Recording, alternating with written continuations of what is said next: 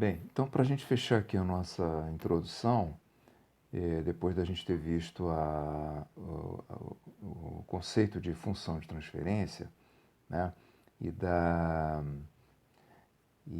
possibilidade da gente representar um sistema dinâmico, é, tanto no domínio do tempo quanto no domínio da frequência, nós vamos então aqui tomar conhecimento dos modelos básicos do estudo, ou seja, que tipos de sistemas a gente vai lidar aqui, né?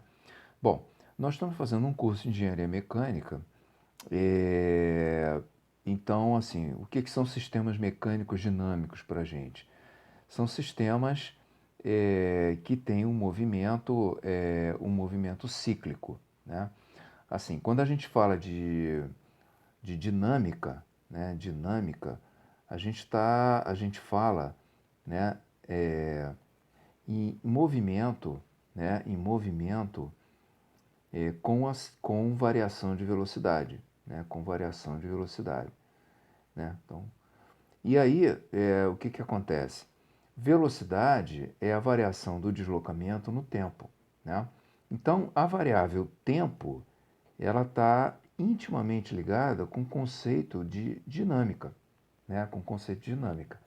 Então, quando nós falamos de sistemas dinâmicos, são sistemas que variam no tempo, sistemas cuja uma determinada grandeza ela varia no tempo, né? E quando a gente está falando de sistema mecânico, que é o nosso mundo, né? A gente tem, na verdade, a mecânica, né? Ela tem duas grandes áreas, né? A área dos sólidos, né? E a área de fluidos, fluidos e termociências, né? Termociências. Então, o que que acontece? Na área de termociências é uma área em que a gente tem um conceito de dinâmica, existe a dinâmica, obviamente, a termodinâmica, mas ela é um conceito mais de uma variação de algo no tempo, né? Mas aí a gente entraria mais no conceito de calor, no conceito de temperatura. Mas quando a gente está trabalhando com sólidos e fluidos, a gente está trabalhando com massa, né? Com massa. E massa, tanto de sólido quanto fluido, ao se deslocar, né, ao ter um movimento, um deslocamento, um movimento com variação de velocidade, ou seja, um movimento, uma dinâmica, ela, a massa com a variação de velocidade, que é a aceleração, ela gera forças, né? Gera forças, gera momentos. Se a aceleração for uma aceleração angular, né? Aí a gente não trata com massa, a gente trata com momento de inércia. Mas enfim, a grandeza massa, né? A grandeza massa com ela se deslocando, então a medição do deslocamento dela, então a grandeza de deslocamento com as suas variações no tempo, gerando velocidade e aceleração, é que geram a dinâmica.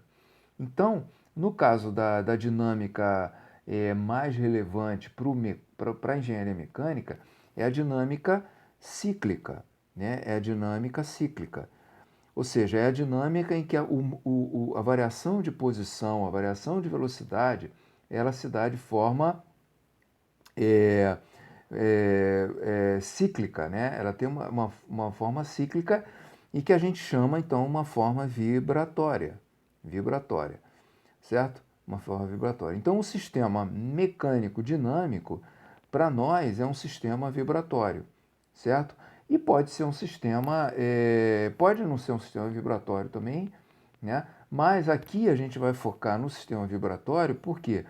Porque a equação diferencial que rege o comportamento de um sistema mecânico dinâmico vibratório é uma equação que se enquadra perfeitamente aqui na solução, é uma equação candidata, perfeitamente candidata à solução por Laplace, né?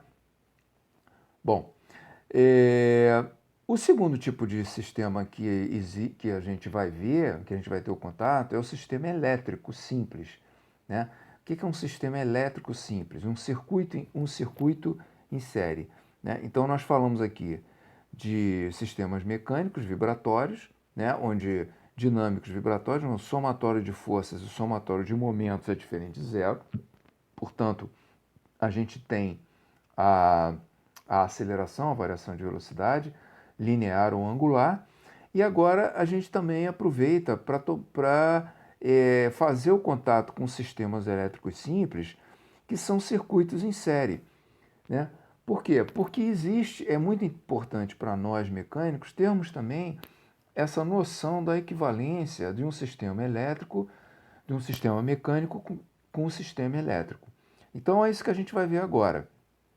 E no nosso estudo aqui da primeira parte da matéria, análise de Laplace, a gente vai estar aplicando essa análise para esses dois tipos de sistemas.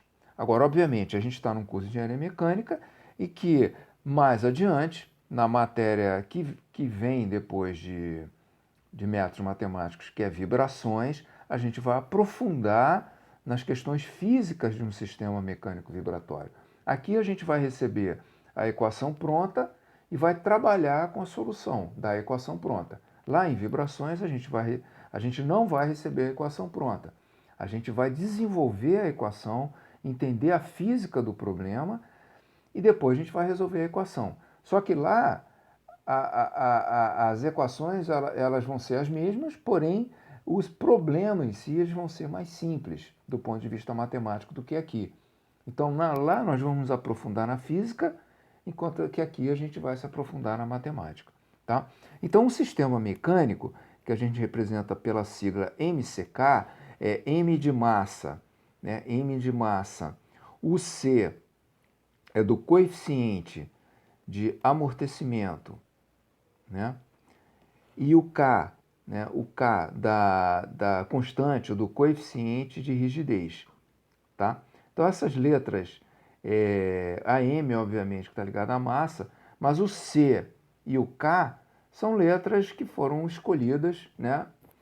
Lá nos primórdios e foram utilizadas e são utilizadas até hoje. Então o sistema MCK ele tem essa representação que está aparecendo aqui, né? Seria, você tem uma massa, ela está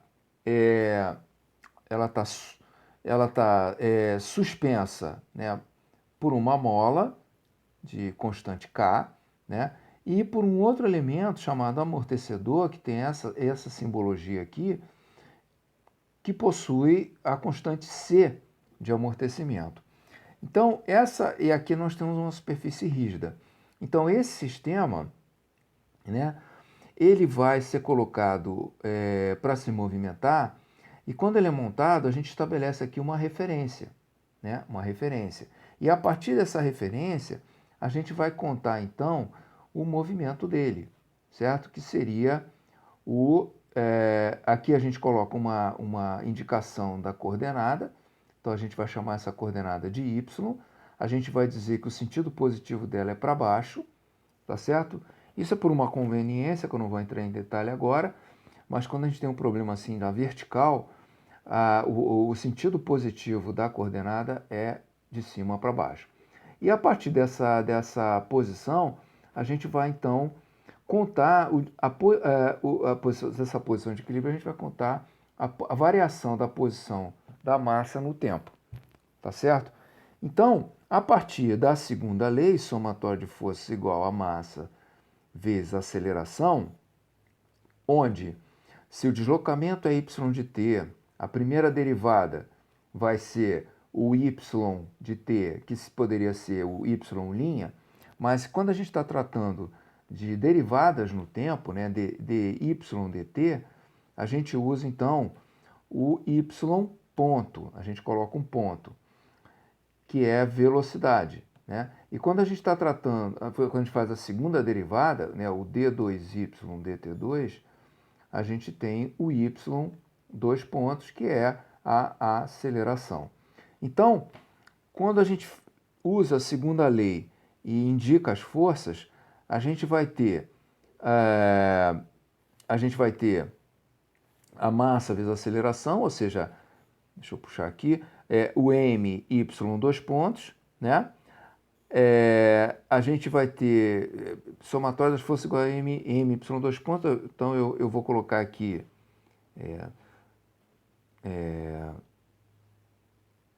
somatório das forças igual a M, Y, dois pontos, né? Dois pontos. Então, quais são as forças? Ora, você tem a massa, né? Então ela vai sofrer uma força da mola e ela vai sofrer uma força do amortecedor. Essa força da mola é o famoso Kx, ou desculpa, aqui no caso a gente está usando Y, né? KY, que é o K vezes o deslocamento, a distensão da mola. E no caso do amortecedor, a força que o amortecedor vai despertar é igual ao C dele vezes a velocidade, y ponto. Só que essas forças, elas são forças reativas, né? Se o deslocamento y é para baixo, elas são forças que estão se opondo ao movimento. Então elas são negativas. Então elas entram aqui nesse somatório de forças como sendo menos ky menos cy ponto igual a my dois pontos. Portanto, my dois pontos mais cy ponto mais ky seria igual a zero. Mas vamos supor que a gente coloque uma força aplicada, né? Uma força aplicada nessa massa, e a gente chama essa força de G de T.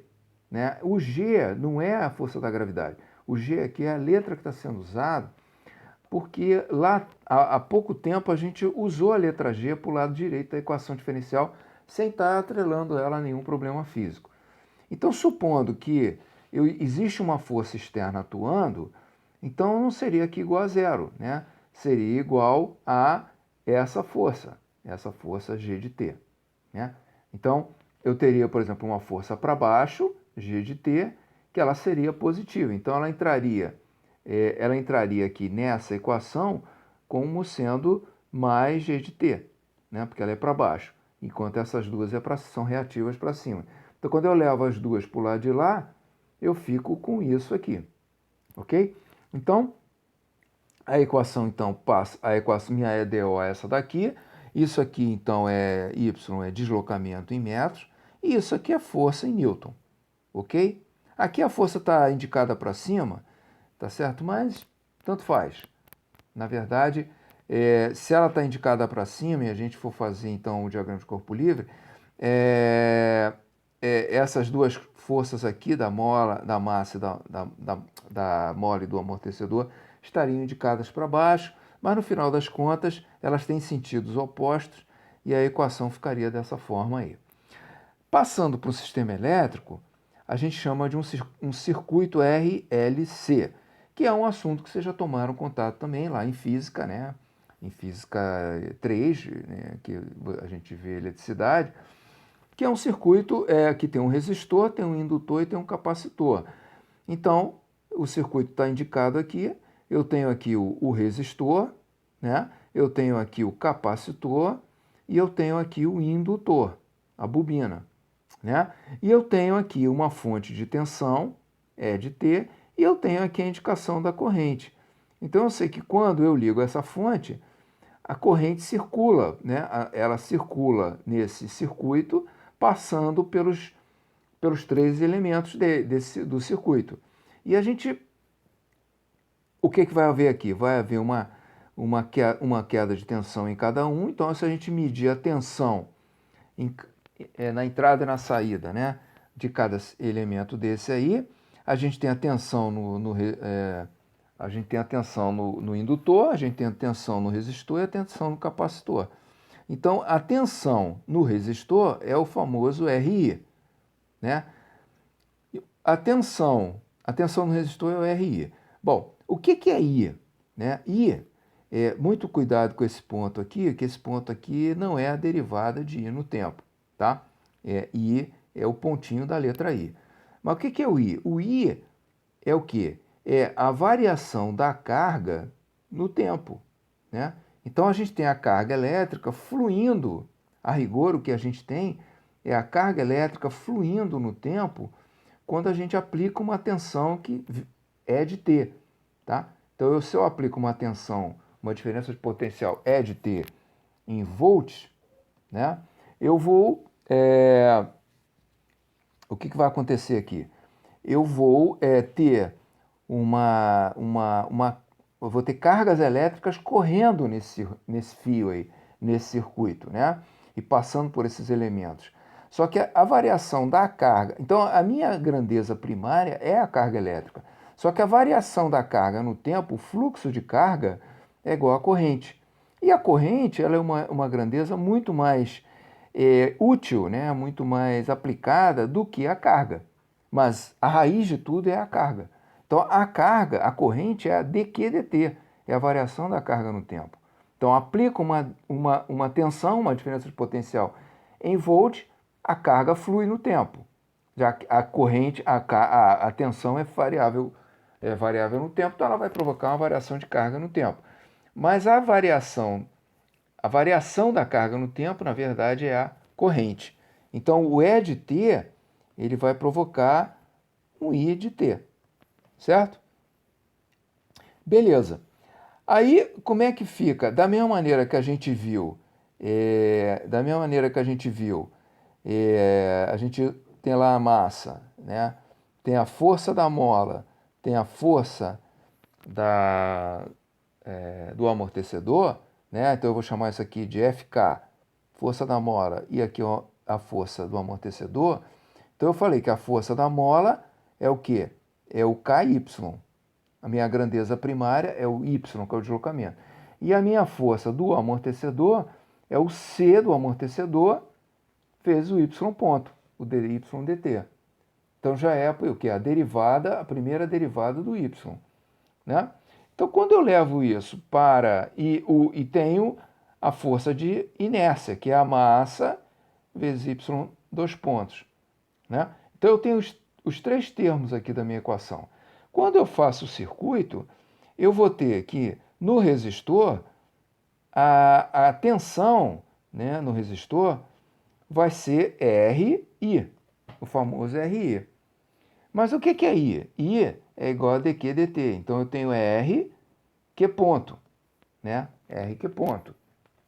Né?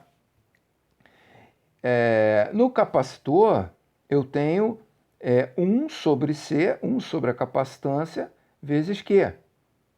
E essa é a tensão no capacitor, certo? E a tensão no indutor é L, Q dois pontos.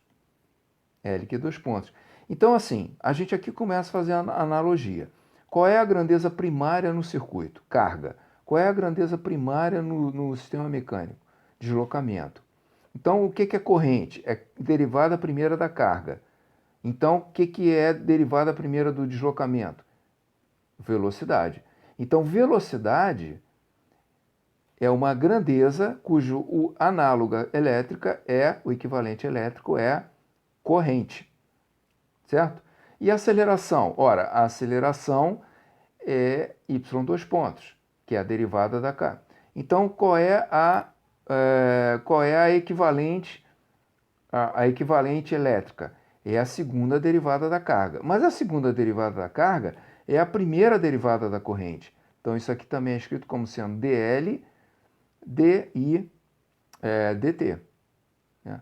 Então, esse I aqui, esse pontinho do I, ele é complicado porque já tem o ponto da letra, mas tem o ponto da derivada. Então, eu não posso botar I ponto, ponto, né? I ponto. Tem que botar di, dt. Certo? Então, o equivalente da aceleração é a derivada da corrente. Logo, o que nós temos? Ora, se a força da mola, se a força do amortecedor é CY, quem é o equivalente do CY ponto, que é a velocidade? Quem é o equivalente da velocidade? É o Q ponto, é o RI, é o I, que é a corrente. Então, a tensão no resistor é equivalente à força no amortecedor. Faz sentido, por quê? Porque o amortecedor, né, ele é equivalente ao resistor, porque o resistor é um elemento que dissipa energia elétrica. Ele esquenta e dissipa energia na forma de calor. E o amortecedor também é um dissipador de energia. Dissipa a energia cinética, a energia de velocidade, em calor. Né? No caso da mola, o que a mola faz? Quem é o equivalente da mola? O equivalente da mola é o que envolve a grandeza primária elétrica, que é o Q.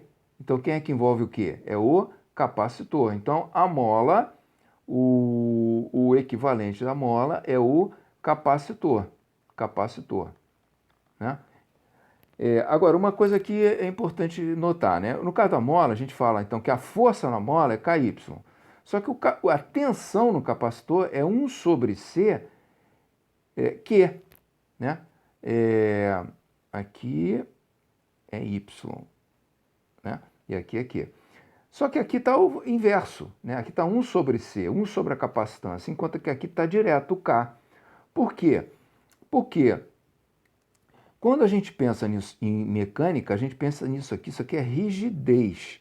Então, rigidez, fisicamente, qual é o sentido de rigidez? É dificultar a deformação. Quanto mais rígida, mais dificulta.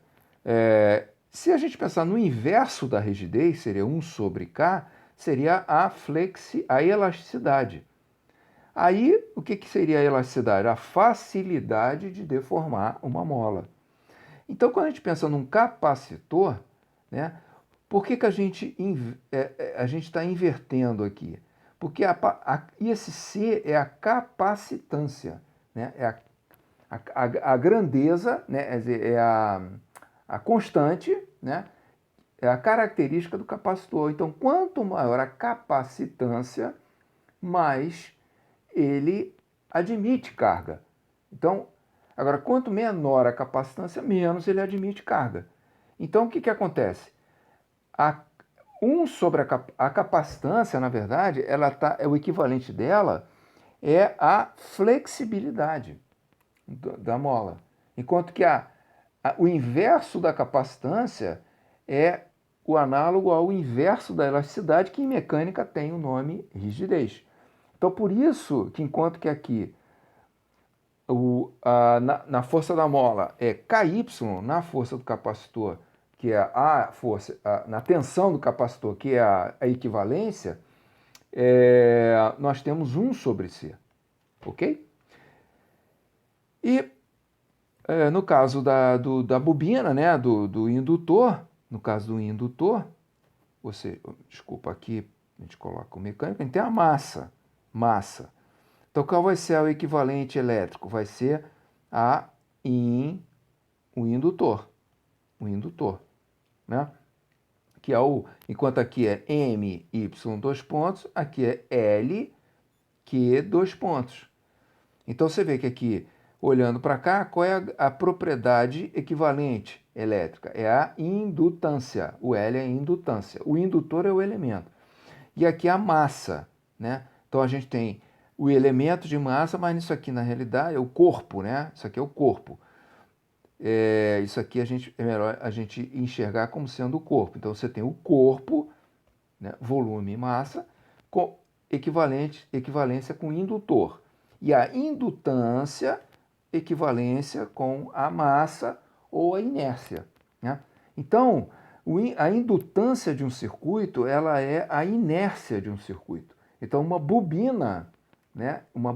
Quando a corrente passa por uma bobina e não por uma resistência, né? A bobina, ela tem essa forma assim, helicoidal, né? Quando a corrente passa pela bobina, o que acontece? Isso já foi aprendido lá no eletromagnetismo, que a corrente, ao passar por um condutor, ela gera um campo magnético, né? Então, esse campo magnético, ele é circular ao indutor, né? Ele circula o indutor. Então, quando você pega esse condutor e enrola esse condutor na forma helicoidal, a corrente passa e ela vai gerar um campo magnético aqui dentro, resultante, certo? Então, esse campo magnético, ele gera inércia, ele gera dificuldade na passagem da corrente. Então, é a mesma coisa que a massa, quer dizer, a massa que é a resistência do corpo a mudar de velocidade. E a indutância é a resistência do indutor, que o indutor oferece, a mudança na corrente. Então, quando você muda o valor da corrente, o indutor reage, né? Então, para você conseguir vencer o indutor, você tem que aplicar a tensão externa, né? Então, essas são as equivalências elétricas. E a nossa equação elétrica, ela pode ser escrita tanto em termos de carga, que é a grandeza primária, quanto em termos de corrente. Então, em termos de carga, né, a gente tem exatamente isso aqui, uma equação similar à equação mecânica. L, que dois pontos, R, que ponto, mais 1 sobre C, que de T, igual a E de T, que é a tensão em volts. Isso para carga. Agora, se eu escrever para corrente, aqui a corrente, que é uma grandeza mais interessante, que é dois pontos, é o que? É dI dt. Né? Já que Q ponto é I. Né? Q ponto é I, então a derivada da corrente é o Q dois pontos, né? Então é o dI dt. E aqui, no caso no caso do capacitor, vai ser 1 sobre C, né? Reparem que a gente caiu uma ordem aqui. Então, de duas segunda derivada, eu caí para a primeira derivada. Da primeira derivada, eu caí para a função. Então, da função, eu só tenho como cair para a integral. Então, o que vai ser a carga? Ora, se a corrente é a derivada da carga, né, a carga é igual à integral da corrente. Então, por isso que aqui aparece essa equação, no terceiro termo da equação, aparece essa integral aqui. Então, essa é uma chamada íntegro diferencial, uma equação que não é totalmente diferencial, ela tem um termo integral, tá? Então, essa passagem aqui, ela é muito interessante porque ela explora, ela primeiro apresenta que tipo de sistema físico a gente vai estar trabalhando. E ela explora essa questão da equivalência eletromecânica, né? Que é muito importante que pelo menos isso nós mecânicos saibamos, né? Que seja que o equivalente da massa e da inércia é a indutância, o que provoca a inércia do sistema é a chamada, do circuito elétrico é chamada indutância, é quando você tem uma bobina. A resistência, né, o dissipador de energia, que é o amortecedor, no caso elétrico é o resistor, e o armazenador de energia, que é a mola, no caso mecânico, no caso elétrico é o capacitor, tá? Então nós temos duas equações muito semelhantes, né? Quando a gente está trabalhando com carga, elas são iguais, equivalentes, só muda as constantes, e quando a gente está trabalhando de corrente, por força, né, da ordem das coisas aqui, dos elementos, das derivadas, surge um termo integral, tá? Então, é isso. Nós terminamos então aqui a nossa introdução e aí a gente vai começar a trabalhar, né, com o assunto propriamente dito da matéria, que é o que está escrito aqui, transformada de Laplace, casos especiais, né? Então, assim, o que eu quero dizer com isso? Casos especiais, né?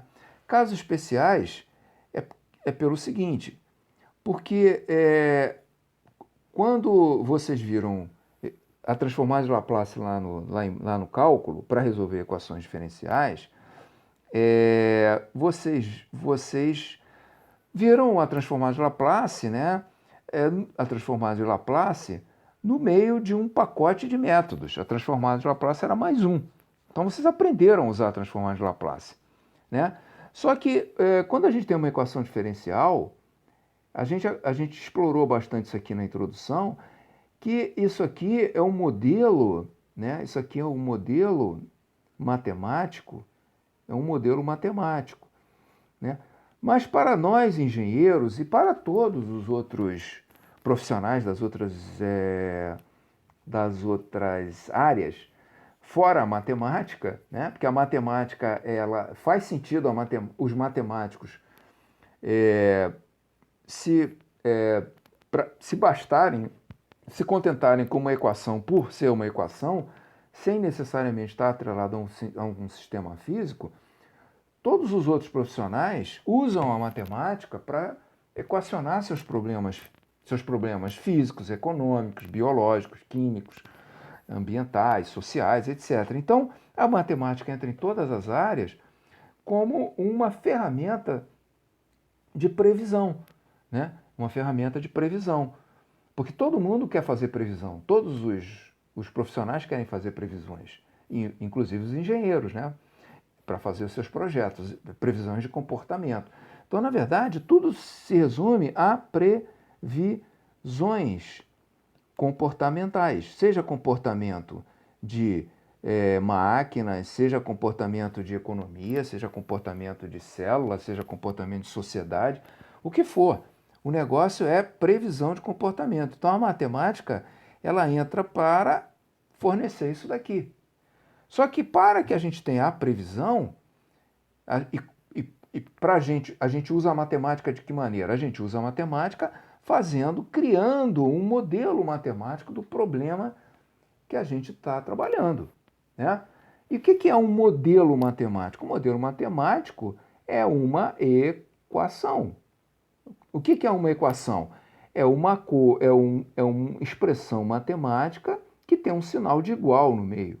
Ou seja, alguma coisa é igual a outra coisa. A é igual a B, certo? Só que existem o quê? Variáveis. Variáveis, né? Cuja previsão se deseja ter. Previsão de comportamento se deseja ter, seja o que for. Então, o que se faz com a matemática? Né? No nosso caso, né, que é física, a gente pega as leis da física, que já são expressões matemáticas, né, que nada mais são do que modelos, né? A gente pega a compreensão de um problema e escreve aquilo em forma matemática. Escrever em forma matemática é escrever uma equação. Só que a equação, se ela for só algébrica, ótimo, né? Então você não tem que entrar com cálculo na história. Agora, invariavelmente, ela vai ser uma equação diferencial, certo? Uma equação diferencial e, na maioria dos casos, uma equação diferencial de uma derivada, uma variável só, ou seja, uma EDO. E que aí essa EDO pode assumir a forma que for. E aí entram, então, os vários métodos para resolver, né? Bom, mas só que o que acontece? Lá em cálculo, vocês foram treinados a resolver equações diferenciais, EDOs, sem saber do que se tratava aquela equação. Não tinha nenhum link com a física, né? No nosso caso de engenheiro. Não tinha nenhum link com isso. Então era simplesmente uma equação.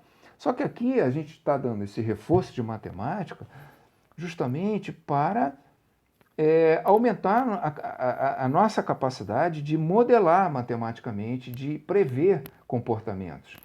Tá? Então, a gente parte de uma equação, né? Se a gente vai lidar com a transformada de Laplace, a gente já sabe que é uma EDO, são EDOs bem particulares, né? Que são EDOs lineares, coeficientes constantes, aquilo tudo que eu falei antes, e de segunda ordem, tanto do ponto de vista mecânico, como a gente acabou de ver, quanto do ponto de vista elétrico, certo?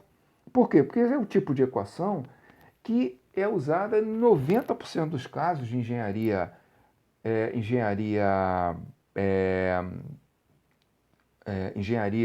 mais aplicada, né? 90% dos casos. Então, são equações, são EDOs de segunda ordem, lineares, de coeficientes constantes. Então, são equações que são solucionáveis por Laplace. E a solução dessas equações nos dá o quê? A previsão que a gente quer. Então, a gente tem um modelo, né, o modelo matemático, que é a equação, e essa solução da equação, vai nos dar o quê? A previsão de comportamento que a gente quer. Então é assim que funciona, tá? Agora, então, o que faz diferença aqui nessa disciplina? O que faz diferença é o seguinte: nós temos a equação. Uma equação é uma EDO dentro daquela classificação que eu falei. A gente tem o lado esquerdo e a gente tem o lado direito. Bom, o que acontece? Quando a gente vai resolver a equação, que a gente quer a solução dela, a gente vai, por Laplace, a gente vai aplicar Laplace na equação inteira, certo? Então a gente já sabe aplicar Laplace do lado direito, esquerdo, que é onde estão as derivadas, né? As derivadas, e a gente vai ter que aplicar Laplace do lado direito, onde você vai ter aqui uma função de t, que é a nossa variável independente. Ora, a questão é que o que é, do ponto de vista sistêmico que a gente viu, o que é o lado direito? A gente sabe que o sistema é o lado esquerdo da equação. Está representado no lado esquerdo da equação. A gente sabe que o lado direito, aqui a saída é a solução. É a solução da equação, é o y de t. Então, a entrada, né, o estímulo em cima da equação é o quê? É o g de t, que é o lado direito da equação. O lado direito da equação. Ora, mas quando a gente então leva isso aqui para uma realidade física, a gente fala, bom, então o meu sistema ele pode ser estimulado para responder de diversas formas. Então, o que vocês viram lá em cálculo, né? Novamente, a equação aqui, a EDO. Então a gente passa a saber que isso aqui do ponto de vista de modelagem, do ponto de vista físico, isso aqui é o estímulo. Por exemplo, é uma força, é uma tensão elétrica. E essa força, essa tensão elétrica, ela pode entrar no sistema, ela pode perturbar o sistema de várias formas, representadas matematicamente. Então, quando vocês aprenderam cálculo, aprenderam solução de EDOs por Laplace, vocês viram equações onde no lado direito da equação aparecia uma ou mais dessas funções que a gente chama de básica, dessas 7 funções. A função constante, a função exponencial, a função potência, a função seno, a função cosseno, a função seno hiperbólico e a função cosseno hiperbólico. Então, vocês aprenderam lá lidar com transformadas de Laplace dessas 7 funções básicas. Básicas agora porque a gente vai adiante, né? Então, vocês aprenderam a lidar com o lado direito da equação com essas coisas ou com a soma dessas coisas, nunca com o produto, né? Então, vocês aprenderam por aquela tabela, né? Aquela tabela de transformadas, vocês usavam a tabela para essas 7 funções básicas, né? Tanto para ir do tempo para S, quanto para voltar de S para o tempo, né? Bem, agora, né, a gente vai expandir essas possibilidades, porque assim, levando para o contexto físico, quando eu falo que o meu lado direito é uma constante, e se a minha equação está modelando um problema físico-mecânico, eu estou dizendo que esse sistema físico está submetido a uma força em newtons constante. Se ele está submetido ao caso 2, é uma força exponencial crescente. Se eu está submetido a uma potência, por exemplo, uma parábola, t ao quadrado, está submetido a isso aqui, ou t elevado a 1, uma reta, ou uma cúbica. Se está submetido a um seno, está submetido a uma força assim. A um cosseno, a uma força assim. A um seno hiperbólico, a uma coisa do tipo isso aqui, né? E cosseno é a mesma coisa. Então, do ponto de vista físico, a gente tem que encarar, bom, então o meu sistema, eu posso estimular ele dessas formas. E só. Mas se o meu sistema é mecânico, lá eu estou na minha vida profissional, estou trabalhando com isso, e o meu sistema sofre um carregamento assim, né? Ou o sistema sofre um carregamento assim, né? Como é que eu lido com isso, né? Ou ele sofre um impacto, né? Isso tudo aqui é tempo, tempo, tempo. Ele sofre de repente, puf, leva uma pancada e sofre um impacto.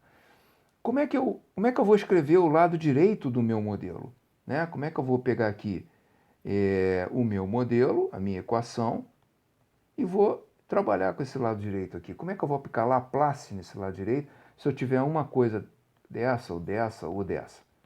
É isso que a gente vai aprender. Ah, mas isso é possível? Claro, é possível e é muito mais possível do ponto de vista real do que você só ter força senoidal, força exponencial, força constante, né? Então você pode ter casos muito mais complexos, né? Uma força que se comporta assim, ou uma tensão elétrica que se comporta assim, uma outra que se comporta assim, um impacto ou um pulso elétrico.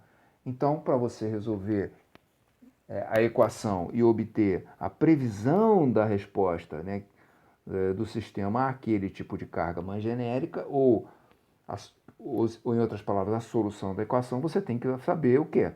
Você tem novamente a equação, você agora tem um lado direito estranho, você vai aplicar Laplace e você tem que aplicar Laplace aqui. E aí como é que você vai resolver esse Laplace de uma coisa diferente se você não sabe, se você só sabe as 7?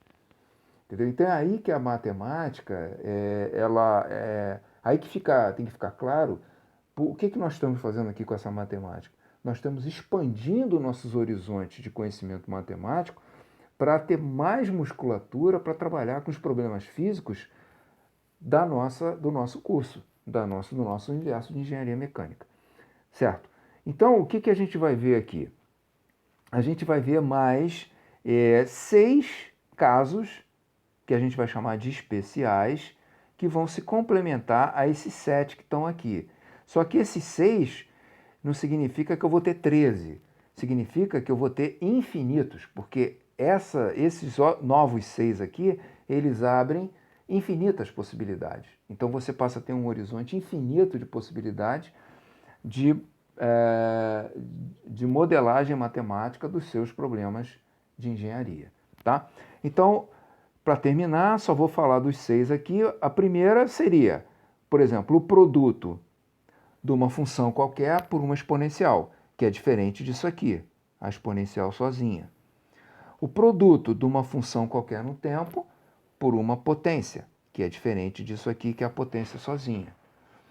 O caso 3 chama-se contínua por partes, que é um tipo de função que ela é toda variável. Então você pode começar com uma reta, tem uma parte constante, vira uma parábola, tem uma reta decrescente, parte constante, outra reta. Então é uma função no tempo completamente irregular. Então a gente chama de contínua por partes porque ela é contínua em cada intervalo de tempo aqui. Uma hora ela é uma reta, outra hora é uma constante, outra hora é uma parábola, outra hora é reta, né?